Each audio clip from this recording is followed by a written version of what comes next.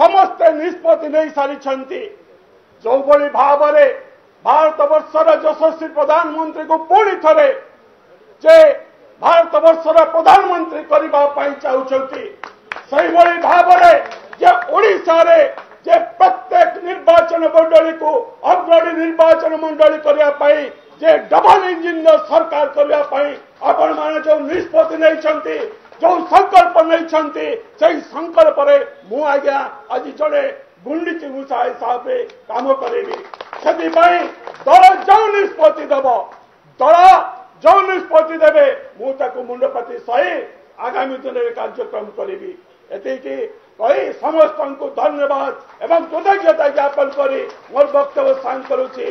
वंदे उत्कल जननी।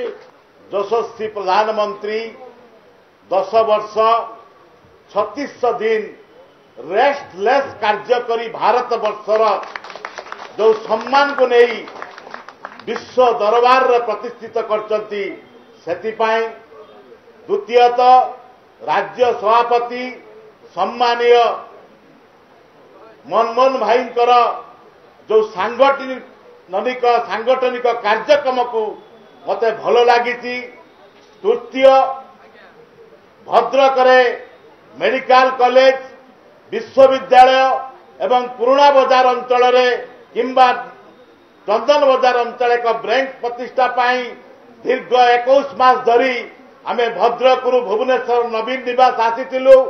एबे पर्यंत भी दाबी रखिचु जे आमर मेडिकल कॉलेज एवं विश्वविद्यालय प्रतिष्ठा पाई आज पर्यंत नवीन सरकार आम कथा शुणिले नहीं।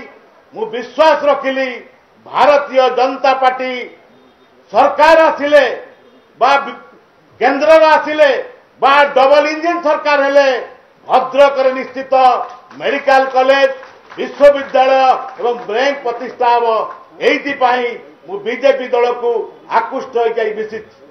भारत माता की, भारत माता की, भारत माता की।